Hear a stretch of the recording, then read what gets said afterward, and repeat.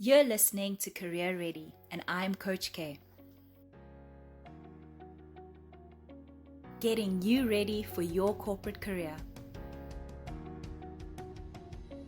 So far this week, we have covered what you need to know about what a skill is, what makes soft skills so essential to a recruiter or hiring manager, and yesterday we discussed what critical thinking is as an essential skill.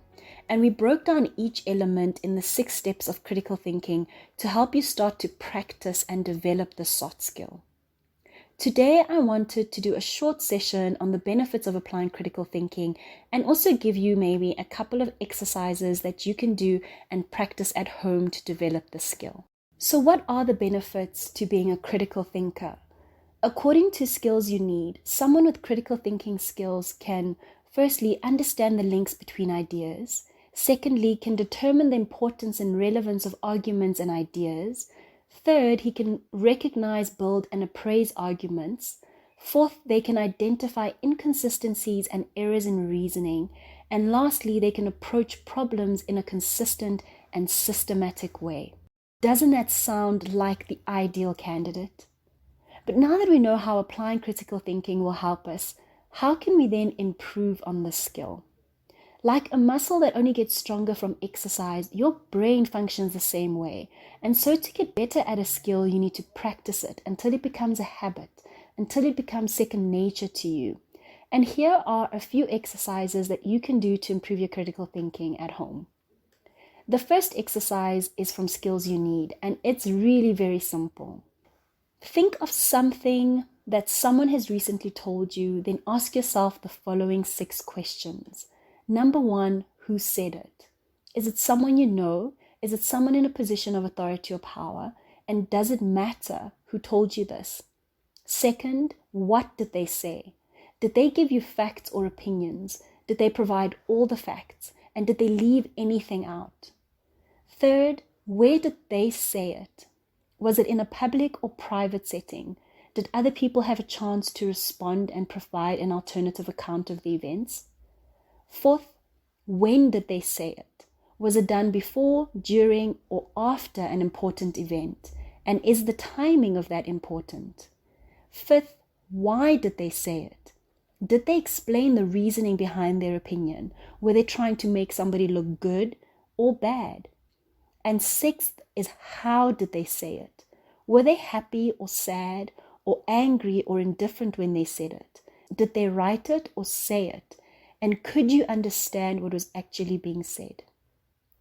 The second exercise is cited from Inc.com.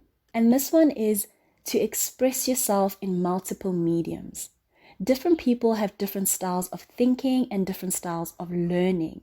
So you may have a strong preference to either one. Maybe you're more visual or auditory, or you prefer movements as a way of learning, which is fine. But if you want to think in new directions, it's important for you to try thinking in different mediums.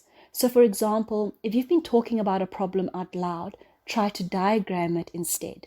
If you've been staring at charts all day, try to write down your interpretations of them.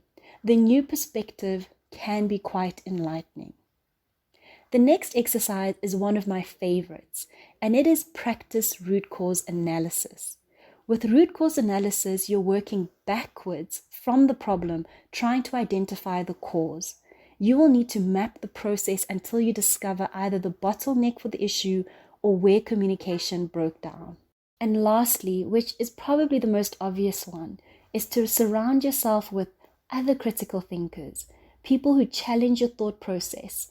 It doesn't mean you'll always agree with them, but it does mean that you will have engaged conversations that test just how much of a topic you actually know and test how comfortable you are with your own opinions and your own biases. I cannot think of a single job in corporate that doesn't require someone who is a critical thinker in their own right. So I hope that you have fun with these exercises and start developing and applying your critical thinking skills. See you guys next week. That's it from me today. Thank you so much for joining. You can continue the conversation with me on LinkedIn by following my hashtag QM Career Coaching, or on Instagram, Facebook, YouTube, as well at Hello Coach K, or if you prefer, you can send me an email at info@hellocoachk.com. See you next time.